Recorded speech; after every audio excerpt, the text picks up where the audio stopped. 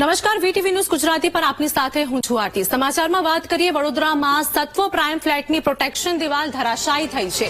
ઘટના અંગે વાત કરીએ કે છાણી કેનાલ પાસે નવી સાઇટના ખોદકામ વખતે આ ઘટના બની હતી, જેમાં વસંત તારા સાઇટના ખોદકામથી બાજુમાં રહેલા ફ્લેટને પણ નુકસાન થયું છે। દિવાલ ધરાશાયી થતા રાતોરાત 200 લોકોનો ઘર પણ ખાલી કરાવવામાં આવ્યા છે। બિલ્ડરને વારંવાર રજૂઆત કરવામાં આવી હતી। આ સાથે જ વાત કરીએ કે ધરાશાયીની આ ઘટના સામે આવી છે। બિલ્ડરને વારંવાર પણ રજૂઆત કરવામાં આવી હતી। બિલ્ડરે કામ ચાલુ રાખ્યું હતું તેવું પણ જોવા મળ્યું છે। બિલ્ડરની મનમાની ફ્લેટ ધારકોને ભારે પડી છે। તો વડોદરામાં સત્વ પ્રાઇમ ફ્લેટની પ્રોટેક્શન દિવાલ ધરાશાયી થયું હોવાનું સામે આવ્યું છે। છાણી કેનાલ પાસે નવી સાઇટના ખોદકામ વખતે આ ઘટના બની હતી। વસંત તારા સાઇટના ખોદકામથી બાજુમાં રહેલા ફ્લેટને પણ મોટા પાયે નુકસાન થયું હોવાનું સામે આવ્યું છે। તો બિલ્ડર દ્વારા મનમાની કરવામાં આવી। તો આજ મુદ્દે અમારી સાથે સંવાદદાતા માનુ અમારી સાથે લાઈવ જોડાઈ ગયા છે। માનુ, જે ઘટના બની છે વડોદરામાં સત્વ પ્રાઇમ ફ્લેટની પ્રોટેક્શન દિવાલ ધરાશાયી થઈ છે, શું હાલની અપડેટ?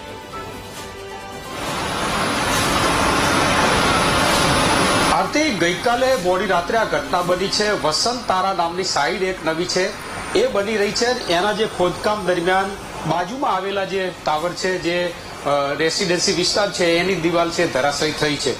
સમગ્ર ઘટનામાં વસંત તારાના જે બિલ્ડરો છે એમના દ્વારા ડાયાફોર્મ દિવાલ તો બનાવવામાં આવી હતી, પરંતુ ડાયાફોર્મ દિવાલ સાથે જ આ જે પ્રોટેક્શન વોલ છે એ ધરાશાયી થઈ।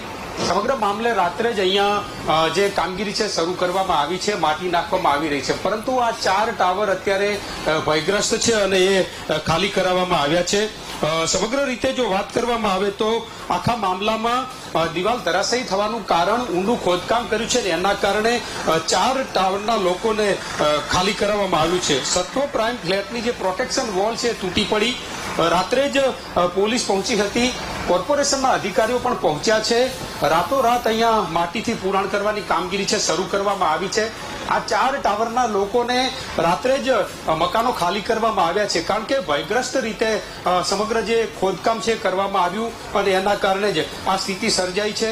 આપ દ્રશ્યો જોઈ રહ્યા છો કે જે પ્રોટેક્શન વોલ છે રાત્રે તૂટી પડી। સમગ્ર વિષયના સીસીટીવી ફૂટેજ પણ રાત્રે જ બહાર આવ્યા હતા। અત્યારે અહીંયા કેટલાક લોકો છે અહીંયા સોસાયટીના, એમની સાથે વાત કરવાનો પ્રયત્ન કરું કે શું કહી રહ્યા છે। રાત્રે ઘટના બની, કેવી રીતે ઘટના હતી, શું કહો છો, અત્યારે શું કાર્યવાહી ચાલી રહી છે? અત્યારે તો પુરાણ કરે છે આ લોકો। હવે કાર્યવાહી તો હવે બિલ્ડર આવ્યા નથી, શું કરવાનું? કેટલા લોકોને અસર થઈ છે અત્યારે? 2 ફ્લેટ વાળા, આ ફ્લેટ ને આ સામેના ફ્લેટ, 2 ફ્લેટ વાળા। આ લોકો છે, અહીંના સ્થાનિક લોકો પણ છે અને જે પોતાની વાત છે, કારણ કે મકાનો ખાલી કરવા પડે એવી સ્થિતિ સર્જાઈ છે।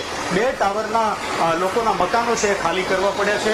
કોર્પોરેશનમાંથી અધિકારીઓ પહોંચ્યા છે અને એમની સાથે પણ વાત કરવાનો પ્રયત્ન કરું શું કહી રહ્યા છે, કારણ કે જે રીતે આખો મામલો સર્જાયો છે, જે મંજૂરી આપવામાં આવી, કોર્પોરેશનના અધિકારી સાહેબ પણ છે। સાહેબ, શું કહો છો, અહીંયા પહોંચ્યા છો, આ ભયગ્રસ્ત રીતે 4 ટાવર કઈ બાજુ છે એ ખાલી કરવામાં આવ્યા છે?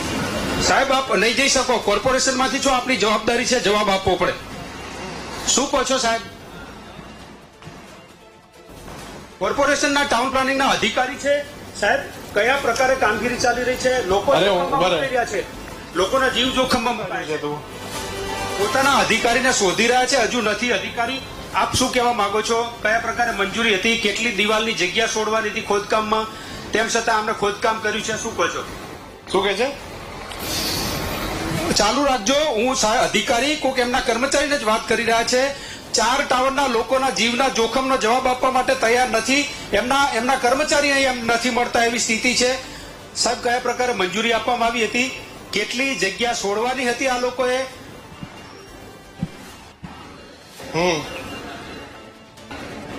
એ નહીં ખબર સાહેબ, 4 ટાવરના લોકોએ ઘર અત્યારે સાહેબ એમને ખાલી કરવા પડ્યા છે રાત્રે।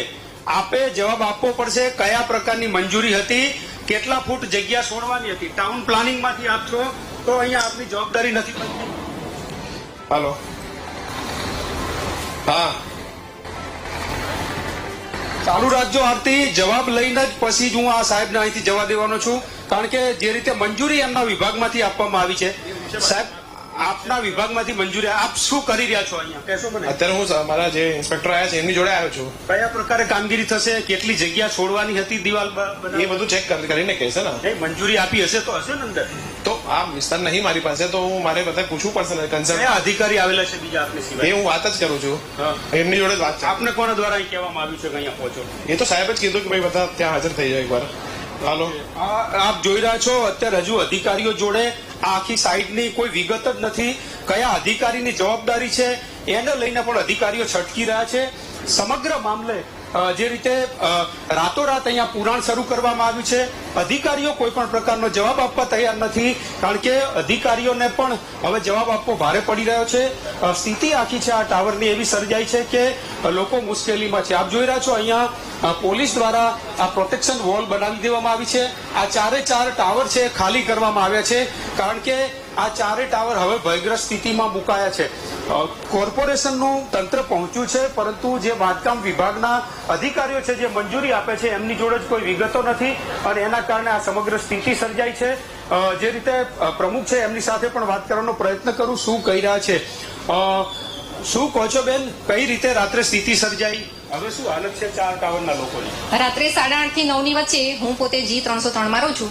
હું બાલ્કનીમાં ઉભી હતી, બાલ્કનીમાંથી જસ્ટ આમ જોતી હતી ને એકદમ ભૂકંપ આવે એ રીતે બધું પડ્યું, એકદમ સડનલી એકદમ પડી ગયું. અને પછી એકદમ અમે બહાર નીકળીને ભાગો ભાગો એમ કરીને બૂમ પાડીને અમારા ટાવર વાળા બધા અમે એકદમ નીચે ઉતરી ગયા. એમ કેટલા ટાવર ખાલી કરવા પડ્યા છે અત્યારે? બધા ક્યાં રહેવા? અત્યારે G ટાવર અને E ટાવર બંને ટાવર ખાલી કરવા પડે છે. અને G ટાવર વાળા તો કપડા હતા, એમાં જે પાછળની બેક સાઈડે રહે છે, અમે તો કપડા કે કશું જ નહીં, જેમ હતા એમ એઝ ઇટ ઇઝ નીચે ઉતરી ગયા છે.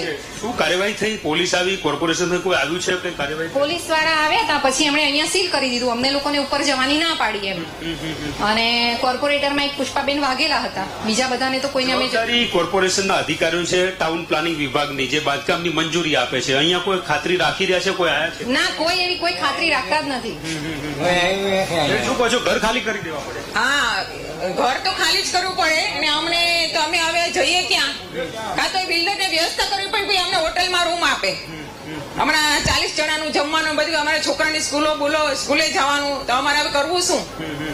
અમારે અમે અત્યાર સુધી આખી જિંદગીની કમાઈ આમાં નાખી છે, તો હવે અમારે આ બધું બિલ્ડરને અમારી સામે આવવું જ પડે કે હવે તો અમને જવાબ આપતો. બિલ્ડર કેમ ભાગી ગયો? હજુ નથી આવ્યા? હા, બિલ્ડર અમારી સામે નથી આવ્યો કે તમારી સ્થિતિ કેવી છે એ જોવાય, પણ બિલ્ડર અમારી સામે નથી આવ્યો. ને આ કામ થતું તમે બિલ્ડરને કેટલા વાર કીધું છે કે આ ભાઈ અમારી કોઈ સેફટી નથી, પણ એને ધ્યાન જ નથી આપ્યું બિલ્ડરે.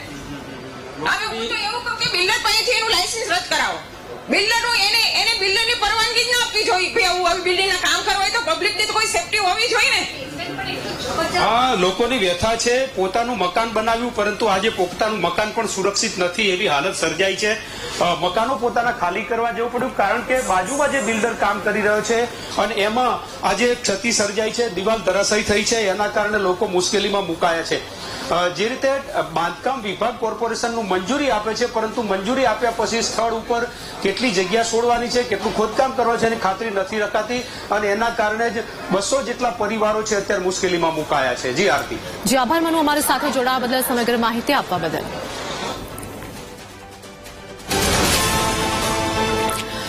તો વાત કરીએ કે 200 લોકોને રાતોરાત મકાન ખાલી કરવામાં આવ્યા છે. ઘટના અંગે વાત કરીએ કે સ્થાનિક લોકોની વ્યથા પણ જોવા મળી છે. વડોદરામાં સત્વ પ્રાઇમ ફ્લેટની પ્રોટેક્શન દિવાલ ધરાશાયી થઈ છે, અને આ દિવાલ ધરાશાયી થતા 200 લોકોને રાતોરાત મકાન ખાલી કરવા પડ્યા. છાણી કેનાલ પાસે નવી સાઇટના ખોદકામ વખતે આ ઘટના બની હતી.